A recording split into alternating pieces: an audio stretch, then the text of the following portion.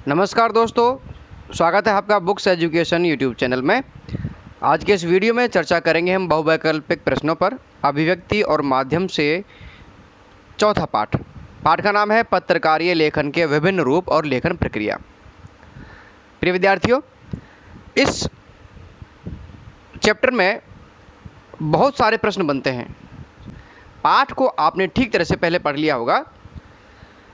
पाठ पर आधारित ये प्रश्न हमने बनाए हैं, इनके उत्तर आप कमेंट बॉक्स में ज़रूर दें, जिससे कि ये पता चल सके कि आपने जो पाठ पढ़ा है कितना उसमें से आपको समझ में आया है।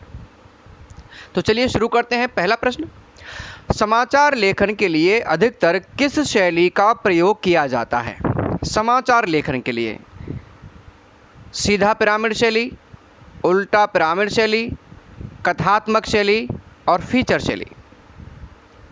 अब आपने देखो पूरा पाठ पढ़ा होगा तो मुख्य रूप से आपने उसमें एक ही शैली का जिक्र किया सुना होगा, और वो शैली है उल्टा पिरामिड शैली। तो इसमें उत्तर बी सही है। इनकी जो समाचार लेखन है, किसी भी तरह के समाचार लिखे जाते हैं, सामान्यतया लगभग 90% समाचार उल्टा पिरामिड शैली में ही लिखे जाते हैं। प्रश्न नंबर 2, समाचार लिखते समय कितने ककारों का ध्यान रखना पड़ता है? अब देखो ककार क्या होते हैं। यानी समाचार लेखन के लिए कुछ शब्द या प्रश्नवाचक शब्द ऐसे होते हैं जिनका उत्तर खबर में देना होता है, उन्हीं के आधार पर खबर तैयार होती है। तो कितने ककार होते हैं? 6 ककारों का, 5 ककारों का ध्यान रखना पड़ता है, 8 ककारों का ध्यान रखना पड़ता है, 10 ककारों का ध्यान रखना पड़ता है। तो कुल मिलाकर के 6 ककार होते हैं जिनसे मिलकर के खबर बनती है। इसका उत्तर ए सही है। अब कौन कौन से ककार बनते हैं वो अभी आने वाले प्रश्नों में आपके सामने आ जाएंगे। प्रश्न नंबर 3, पत्रकार अपने पाठकों, दर्शकों और श्रोताओं तक सूचना पहुंचाने के लिए लेखन के विभिन्न रूपों का प्रयोग करते हैं, इसे क्या कहा जाता है? ए पत्रकारीय लेखन, बी फीचर लेखन, सी निबंध लेखन, डी टेलीविजन माध्यम लेखन। पत्रकार अपने पाठकों, दर्शकों और श्रोताओं तक सूचना पहुंचाने के लिए लेखन के विभिन्न रूपों का प्रयोग करते हैं। प्रश्न को आप दोबारा से समझिए, उसे क्या कहा जाता है? अब समाचार लेखन तो अलग होता है, यानी कि समाचार के अलावा भी न्यूज़पेपर यानी कि अखबारों में बहुत सारी चीज़ें होती हैं, यानी कि विशेष रिपोर्ट होती हैं, संपादकीय होता है, लेख होते हैं, ये तमाम चीज़ें होती हैं। तो समाचार लेखन अलग हो गया, विशेष लेखन अलग हो गया, विशेष रिपोर्ट अलग हो गई। तो इसलिए पत्रकार जो कुछ भी लिखता है दर्शकों के लिए, वो केवल समाचार लेखन नहीं है। हम उन सब को मिला करके, यानी समाचार लेखन भी और सब कुछ मिला करके, उसको बोलते हैं हम पत्रकारीय लेखन। इसमें विकल्प ए सही है। प्रश्न नंबर 4, अगला प्रश्न है, समाचार किसे कहते हैं? इससे पहले हमने पढ़ा था समाचार लेखन में कितने ककार होते हैं, कितने ककारों का प्रयोग किया जाता है। तो अब समाचार कहा किसे जाता है? इसकी एक परिभाषा नहीं है, कई परिभाषाएं हैं। उनमें से हमने एक या एक से ज़्यादा, आप पहचान करेंगे कितनी परिभाषाएं ली हैं, उसी आधार पर उत्तर देंगे। ए घटना की सूचना, अविलंब सूचना समाचार कहलाती है। यानी कि कोई घटना घटी और उसकी अविलंब का मतलब होता है बिना देरी किए कोई सूचना जब दर्शकों या पाठकों तक पहुंचती है तो उसे समाचार कहा जाता है। बी समाचार आत्मनिष्ठ लेखन को कहते हैं। सी उल्टा पिरामिड शैली को समाचार कहा जाता है। डी ऐसी नई घटना की सूचना जिसे अधिकांश लोग सुनना पसंद नहीं करते। तो एक तो हमने अर्थ आपको बता दिया। बी समाचार आत्मनिष्ठ लेखन को कहते हैं। आत्मनिष्ठ लेखन को समाचार नहीं बोलते, आत्मनिष्ठ लेखन को कहा जाता है फीचर लेखन। इसमें और भी 2-3 शब्द होते हैं। उल्टा पिरामिड शैली को समाचार कहा जाता है। उल्टा पिरामिड शैली समाचार लेखन की एक शैली है। उल्टा पिरामिड शैली को समाचार नहीं कहा जाता है। और जिसको बहुत सारे लोग सुनना ही पसंद नहीं करते, तो वो खबर कैसी है?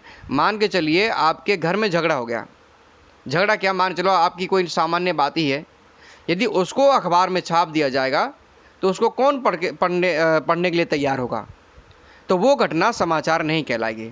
तो समाचार वो घटना कहलाती है जिसको बहुत सारे लोग सुनना पसंद करते हों और उसे सुनने के लिए तैयार रहते हों। तो इसमें ए विकल्प सही है, घटना की अविलंब सूचना समाचार कहलाती है। इसमें हम ये भी जोड़ सकते हैं कि जिसे समुदाय के अधिकांश लोग या उस क्षेत्र के अधिकांश लोग सुनना पसंद करते हों। इसमें विकल्प ए सही है। 5वां प्रश्न, निम्नलिखित में से कौन सा प्रकार पत्रकारों से संबंधित नहीं है? अब पत्रकार कितने प्रकार के होते हैं आपने पढ़ लिया होगा। पत्रकार 3 प्रकार के होते हैं। अब आइए यहाँ उसमें से हम छटनी करेंगे कि कौन सा प्रकार पत्रकार का नहीं है, बाकी के बच जाएंगे। वो पत्रकार के प्रकार हैं। ए पूर्णकालिक पत्रकार, बी अंशकालिक पत्रकार, सी स्वतंत्र पत्रकार और डी ग्रामीण पत्रकार। तो पहले तीनों यानी कि पूर्णकालिक, अंशकालिक और स्वतंत्र, ये 3 पत्रकारों के प्रकार होते हैं और इसमें जो डी आंसर है ग्रामीण पत्रकार, ये पत्रकार का प्रकार नहीं होता है। डी आंसर है। नंबर 6, उल्टा पिरामिड शैली में खबर को कितने भागों में बांटकर लिखा जाता है? अब देखो, एक हमने पढ़ा था कि समाचार के कितने ककार होते हैं, उसमें 6 ककार होते हैं, यानी कि समाचार में यानी कि खबर में उन 6 प्रश्नों के उत्तर दिए जाते हैं, तब जाके खबर पूरी अच्छी तरह से तैयार होती है। लेकिन उल्टा पिरामिड शैली में जब हम समाचार को पिरोते हैं, उसके अनुसार जब लिखते हैं तो उसे कितने भागों में बांटा जाता है? ए 5, बी 4, सी 3 और डी 8। यानी कि इसमें जो विकल्प सही है वो सी सही है। 3 भागों में बांटा जाता है और 3 भाग कौन कौन से होते हैं? इंट्रो, जिसे मुखड़ा भी कहा जाता है, दूसरा होता है बॉडी और तीसरा होता है समापन। तो ये 3 भाग होते हैं। नंबर 7, निम्नलिखित में से कौन कौन सा एक भाग उल्टा पिरामिड शैली का नहीं है? ए इंट्रो या मुखड़ा, बी बॉडी, सी समापन और डी न्यूज़ पेज। ये अभी हमने आपको बताया था कि इसके कितने भाग होते हैं। 3 हमने नाम बताए थे आपको। तो इन चारों में से कौन सा भाग है जो उल्टा पिरामिड शैली का नहीं है? बिल्कुल आप समझ गए होंगे, तो कमेंट बॉक्स में जल्दी से इसका उत्तर लिख दीजिए और हम भी आपको बता देते हैं। इसमें विकल्प होगा सही डी न्यूज़ पेज। ये उल्टा पिरामिड शैली का भाग नहीं है। नंबर 8, अच्छे लेखन के लिए निम्नलिखित में से कौन कौन सी बातों का ध्यान रखना आवश्यक है? अब अच्छा लेखन यदि आपको लिखना है तो कौन कौन सी बातों का ध्यान रखना चाहिए, जिसमें अच्छे लेखन में समाचार भी हो गया, फीचर भी हो गया, विशेष रिपोर्ट भी हो गई, लेख भी हो गए, संपादकीय भी हो गया। तो कौन कौन सी बातें हैं? कई बातें हैं, उनमें से कुछ बातें यहाँ हैं। वाक्य छोटे हों परंतु लेखन में विविधता लाने के लिए छोटे वाक्यों के साथ साथ कुछ मध्यम आकार के और बड़े वाक्यों का भी प्रयोग कर सकते हैं। यानी कि छोटे छोटे वाक्य हों लेकिन ज़रूरत हो तो थोड़े बड़े वाक्यों का प्रयोग भी किया जा सकता है। बी, अपने लिखे को दोबारा ज़रूर पढ़ना चाहिए जिससे अशुद्धियों का पता लगाया जा सके। सी, लिखते समय यह ध्यान रखना चाहिए कि लेखक का उद्देश्य अपनी भावनाओं, विचारों और तथ्यों को प्रकट करना है, ना कि दूसरों को प्रभावित करना। और चौथा विकल्प है उपरोक्त सभी। तो इसमें ऊपर के जो 3 विकल्प हैं वो तीनों ही सही हैं, क्योंकि अच्छा लेखन करते समय हमें वाक्य छोटे हों इसका भी ध्यान रखना है, क्योंकि छोटे वाक्य होंगे तो पाठकों को जल्दी समझ में आएंगे और उनमें भ्रम पैदा नहीं होगा। और अपने लेखक को दोबारा इसलिए पढ़ना चाहिए कि हमें लिखते समय यदि कहीं त्रुटि हुई है, उसमें यदि कहीं कुछ गलती हुई है तो हम उसको सुधार सकते हैं। सी पॉइंट जो है, हमें यह ध्यान रखना चाहिए कि लेखक का उद्देश्य अपनी भावनाओं, विचारों, तथ्यों को प्रकट करना है, ना कि दूसरों को प्रभावित करना। यानी दूसरों को प्रभावित करने के लिए खबरें नहीं लिखी जाती या फिर जो विशेष लेखन होता है वो नहीं होता। हम अपने विचार प्रकट करते हैं तब विशेष लेखन होता है। तो इसमें उपरोक्त सभी डी विकल्प सही है। नंबर 9, जो पत्रकार किसी खास अखबार के लिए नहीं लिखता, ये लिखता है यहाँ पर, बल्कि भुगतान के आधार पर अलग अलग अखबारों के लिए लिखता है, वह पत्रकार होता है। तो जो पत्रकार किसी खास अखबार का मतलब है यहाँ किसी एक समाचार संगठन के लिए, यानी किसी भी एक समाचार संगठन के लिए काम नहीं करता, बल्कि जैसी खबर होती है उसको उसी तरह से कीमतों में बेच देता है, चाहे वो कोई सा भी अखबार संगठन हो। तो वो पत्रकार कौन सा होता है? ए पूर्णकालिक पत्रकार, बी अंशकालिक पत्रकार, सी स्वतंत्र पत्रकार, डी उपरोक्त में से कोई नहीं। तो इसमें विकल्प सही होगा सी स्वतंत्र पत्रकार। यानी स्वतंत्र पत्रकार ऐसा होता है जो किसी एक अखबार संगठन के साथ काम नहीं करता, वो जैसी खबर और वैसा ही पैसा, इस हिसाब से वो कई अखबारों के साथ या कई न्यूज़ चैनल्स के साथ काम करता है। 10वां प्रश्न, वह पत्रकार जो किसी समाचार संगठन में नियमित वेतन भोगी कर्मचारी के रूप में काम करता है वह पत्रकार कहलाता है। कौन सा पत्रकार कहलाता है? यानी नियमित वेतन भोगी कर्मचारी का मतलब होता है जो लगभग स्थायी तौर पर होते हैं, यानी कि उनको मासिक वेतन मिलता है, पूरे दिन वहीं काम करते हैं, केवल उसी एक अखबार या जो समाचार संगठन है उसके लिए काम करते हैं। तो ऐसा कौन सा होगा? पूर्णकालिक पत्रकार, अंशकालिक पत्रकार, स्वतंत्र पत्रकार और उपरोक्त सभी। तो इसमें से विकल्प ए सही है, पूर्णकालिक पत्रकार ये नियमित वेतनभोगी कर्मचारी होता है। ए विकल्प सही है। 11वां, पत्रकारीय लेखन या समाचार के लिए किस तरह की भाषा का इस्तेमाल किया जाना चाहिए? अब देखिए, पत्रकारीय लेखन हो या समाचार हो, यदि उनकी भाषा ऐसी नहीं होगी जो पाठकों की समझ में आए तो उसे पढ़ेगा कौन? तो कुछ हमें खास बातों का ध्यान रखना पड़ता है। तो वे कौन कौन सी बातें हो सकती हैं? आम बोलचाल की भाषा का इस्तेमाल, अलंकारिक और संस्कृत निष्ठ शब्दावली का प्रयोग, गूढ़ और कठिन शब्दावली, डी बड़े बड़े वाक्यों का प्रयोग। अब आप इन चारों में से छांटिए कि अखबार में जो आप भाषा पढ़ते हैं या टेलीविज़न में जो आप समाचार सुनते हैं उनकी भाषा कठिन होती है या उसमें लंबे लंबे वाक्य होते हैं या फिर आम बोलचाल की भाषा होती है जैसे कि आप और हम बोलते हैं जिसे हम आसानी से समझ पाते हैं। तो इसमें विकल्प ए सही होगा, आम बोलचाल की भाषा का इस्तेमाल।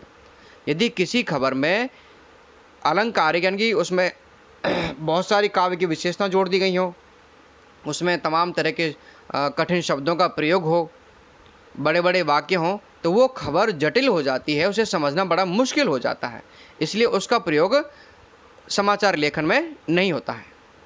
विकल्प ए सही है। नंबर 12, उल्टा पिरामिड शैली में क्लाइमैक्स खबर के किस भाग में आता है? क्लाइमैक्स यानी कि निष्कर्ष। अब देखो, कहानी जो होती है उसमें क्लाइमैक्स बिल्कुल लास्ट में निकल के आता है, क्योंकि कहानी को हम कहानी के शुरू में दे देंगे तो फिर आगे कहानी को पढ़ेगा कौन? तो इसलिए कहानी में क्लाइमैक्स खबर के उसके कहानी के अंत में आएगा, लेकिन खबर में कहाँ पर आता है? इंट्रो में, बॉडी में, समापन में या सबसे बाद में? तो इसमें विकल्प सही होगा ए, इंट्रो में, यानी कि खबर के प्रारंभ में ही जो मुखड़ा होता है उसी मुखड़े में ही क्लाइमैक्स होता है, यानी जिससे कि खबर को रुचिकर बनाया जा सके। खबर यदि अच्छी लगेगी तो पाठक उसके बीच को यानी कि उसके बॉडी को भी पढ़ेगा और समापन को भी पढ़ेगा। नंबर 13, निम्नलिखित में से कौन सा समाचार लेखन के ककार के अंतर्गत नहीं आता? अब हमने बताया था आपको कि 6 ककार होते हैं। अब यहाँ देखिए कौन सा ककार है, कौन कौन से ककार हैं? कौन, क्या, कब और कारण। तो इसमें से ऊपर के जो 3 हैं, कौन, क्या, कब, कहाँ, कैसे, ये तो होते हैं ककार, लेकिन जो कारण है ये ककार की श्रेणी में नहीं आता है, इसलिए इसमें विकल्प डी सही है, ये ककार के अंतर्गत नहीं है। नंबर 14, सुव्यवस्थित, सृजनात्मक और आत्मनिष्ठ लेखन को क्या कहा जाता है? क्या कहा जाता है? सुव्यवस्थित भी हो, सृजनात्मक भी हो और आत्मनिष्ठ हो, यानी कि उसमें कुछ अपने विचार भी मिले हुए हों। तो ये परिभाषा किसकी है? परिभाषा है, किसकी परिभाषा है? फीचर लेखन, आलेख लेखन, विशेष रिपोर्ट या इंट्रो। तो इसमें विकल्प सही है फीचर लेखन। फीचर लेखन की ये परिभाषा है कि वो सुव्यवस्थित होना चाहिए, सृजनात्मक होना चाहिए और उसमें आत्मनिष्ठ होना चाहिए। विकल्प ए सही है। नंबर 15, निम्नलिखित में से फीचर का क्या उद्देश्य होता है? और जब फीचर लिखा जाता है तो उसके क्या क्या उद्देश्य हो सकते हैं? पाठकों को सूचना देना, पाठकों को शिक्षित करना, पाठकों का मनोरंजन करना, उपरोक्त सभी। तो ऊपर के तीनों ही विकल्प बिल्कुल सही हैं, इसलिए इसमें उपरोक्त सभी विकल्प सही माना जाएगा, क्योंकि पाठकों को सूचना भी दी जाती है, पाठकों को शिक्षित भी किया जाता है और पाठकों का मनोरंजन भी किया जाता है फीचर के माध्यम से, इसीलिए पाठक फीचर को पसंद करते हैं। विकल्प डी सही है। नंबर 16 है, फीचर लेखन के संबंध में निम्नलिखित में से असत्य कथन का चयन करिए। अब फीचर लेखन के संबंध में असत्य कथन को छांटना है, यानी कि इसमें कुछ वाक्य सही होंगे, कुछ गलत होंगे, तो वो गलत वाक्य को छांटना है। ए, फीचर आमतौर पर तथ्यों, सूचनाओं और विचारों पर आधारित कथात्मक विवरण व विश्लेषण होता है। बी, फीचर में लेखक के पास अपना दृष्टिकोण, राय व भावनाएं जाहिर करने का अवसर होता है। सी, फीचर आत्मनिष्ठ लेखन है। डी, फीचर को अखबार की आवाज़ माना जाता है। अब आप इसमें से उत्तर बताएं और कमेंट बॉक्स में कमेंट करें, क्योंकि प्रश्न थोड़ा सा बड़ा है। अब आप इसको समझेंगे तो आपको समझने में कम से कम 1 मिनट का समय चाहिए। तो इसमें देखो, विकल्प सही है इसमें डी, यानी कि इसमें फीचर को अखबार की आवाज़ माना जाता है। ये जो कथन है ये बिल्कुल गलत है, क्योंकि अखबार की आवाज़ संपादकीय को माना जाता है। तो ऊपर के जो तीनों हैं ए, बी, सी, ये फीचर की विशेषता हैं या ये फीचर हैं, ये तीनों सही हैं, बिल्कुल फीचर के संबंध में सही सत्य कथन है। और डी जो विकल्प है वो गलत है, इसलिए उत्तर इसमें डी होगा। नंबर 17, फीचर लिखते समय निम्नलिखित में से किन किन बातों का ध्यान रखना जरूरी है। विषय से जुड़े पात्रों की मौजूदगी जरूरी है। फीचर मनोरंजक के साथ साथ सूचनात्मक होना चाहिए। प्रारंभ विरोधाभास वाला होना चाहिए। डी, ए और बी दोनों। तो इसमें ऊपर की जो दोनों बातें हैं, विषय से जुड़े पात्रों की मौजूदगी जरूरी है। मान के चलिए आप फीचर लिख रहे हैं और उसमें जो पात्रों के नाम है वो दुनिया में ही नहीं है, यानी कहीं है ही नहीं, ना कुछ समय पहले थे ना अब हैं, तो ऐसे व्यक्ति के बारे में हम फीचर नहीं लिख सकते, क्योंकि फीचर भले ही मनोरंजक होता है, उसमें आत्मनिष्ठता होती है, लेकिन फिर भी वो सही सूचना पर आधारित होता है, किसी न किसी खबर पर आधारित होता है, इसलिए इसमें विकल्प डी सही है। नंबर 18, निम्नलिखित में से विशेष रिपोर्ट का प्रकार नहीं है। अब विशेष रिपोर्ट यानी कि गहरी छानबीन की जाती है, किसी मुद्दे पर एक विशेष रिपोर्ट तैयार की जाती है, तो उसमें कितने प्रकार होते हैं? कई प्रकार होते हैं, उनमें से कुछ यहाँ है, इनमें से आपको उत्तर छांटना है। ए, विवरणात्मक रिपोर्ट। बी, खोजी report. C, in depth report. D, व्यक्ति चित्र रिपोर्ट। तो प्रश्न को ध्यान से समझें, विशेष रिपोर्ट का प्रकार नहीं है यह पूछा है, तो इसमें डी, व्यक्ति चित्र रिपोर्ट, ये विशेष रिपोर्ट का प्रकार नहीं है। ऊपर के तीनों विवरणात्मक, खोजी और इन डेप्थ, ये तीनों प्रकार होते हैं। इसके अलावा एक और होती है विश्लेषणात्मक, 4 प्रकार होते हैं। विकल्प डी सही है। 19, भ्रष्टाचार, अनियमितताओं और गड़बड़ियों को उजागर करने वाली रिपोर्ट होती है, उसको क्या कहा जाता है? कौन सी रिपोर्ट होती है ये? इन डेप्थ रिपोर्ट, खोजी रिपोर्ट, विवरणात्मक रिपोर्ट, विश्लेषणात्मक रिपोर्ट। तो भ्रष्टाचार, अनियमितताओं और गड़बड़ियों को उजागर करने वाली रिपोर्ट, यानी आप अखबार में, टेलीविज़न में पढ़ते होंगे, सुनते होंगे, देखते होंगे कि आज यहाँ पर छापा डाला गया ईडी के द्वारा, आज इनकम टैक्स के द्वारा वहाँ डाला गया। तो इस तरह की जो खबरें होती हैं, ये खबरें तैयार की जाती हैं, तो किस तरह से, यानी कि जिन चीज़ों का किसी को पता नहीं लग पाता, तो पत्रकार उनमें एक विशेष तकनीक लगाता है, वो अपने स्टिंग ऑपरेशन करते हैं, बहुत सारे सूत्रों से सूचनाओं को निकालते हैं, तो इस तरह से इन गड़बड़ियों को खुलासा किया जाता है और इस रिपोर्ट को कहा जाता है खोजी रिपोर्ट, यानी इन्वेस्टिगेटिव रिपोर्ट, इंग्लिश में इसको बोलते हैं। बी आंसर सही है। नंबर 20, विशेष रिपोर्ट के संदर्भ में सत्य कथन का चयन कीजिए। अब विशेष रिपोर्ट होती क्या है, जिसके हमने भी प्रकार पढ़े हैं। रिपोर्ट यदि विस्तृत हो तो उसे श्रृंखलाबद्ध तरीके से कई दिनों तक छापा जा सकता है। अब इसमें आप देख रहे हैं श्रृंखला जो लिखा हुआ है, अब ये टाइपिंग की दिक्कत है, क्योंकि गूगल में जब टाइपिंग करते हैं तो इसमें ये श्री सही से नहीं आता, तो इसमें श्र में जो र लगा हुआ है, ये प्रतिज्ञा वाला र, प्र वाला जो र होता है, ये इसमें नहीं आना चाहिए, केवल इसमें री की मात्रा आएगी, तो आप इसको ऐसे ही पढ़ें। तो रिपोर्ट यदि विस्तृत हो तो उसे श्रृंखलाबद्ध तरीके से कई दिनों तक छापा जा सकता है, बिल्कुल सही बात है। विशेष रिपोर्ट में तथ्यों की खोज और विश्लेषण पर जोर दिया जाता है, यह भी बिल्कुल सही बात है, क्योंकि इसमें सत्य घटनाएं होती हैं, बिल्कुल सत्यता के साथ पेश किया जाता है। सी, ए और बी, डी उपरोक्त में से कोई नहीं। तो इसमें सी विकल्प सही है। इनके ऊपर की दोनों ही बातें विशेष रिपोर्ट के संदर्भ में सही हैं। नंबर 21, निम्नलिखित में से किसे अखबार की आवाज़ माना जाता है? हमने थोड़ी देर पहले जिक्र किया था कि अखबार की आवाज़ किसे माना जाता है। लेख, संपादकीय, विशेष रिपोर्ट और डी फीचर। आप कमेंट बॉक्स में आंसर जरूर दें, जिससे कि हम जो सुना रहे हैं वो साथ साथ आपको ध्यान है या नहीं है।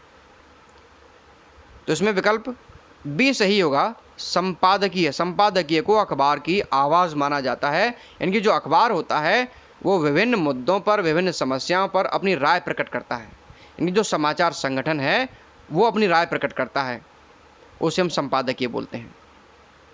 नंबर 22, आमतौर पर अखबारों में संपादकीय कौन लिखता है? अब बात आती है कि अखबारों में संपादकीय कौन लिखेगा, क्योंकि जो समाचार संगठन होता है उसमें तो बहुत सारे लेखक होते हैं, पत्रकार होते हैं, संपादक होते हैं, सहायक संपादक होते हैं। तो कौन लिखता है इसको?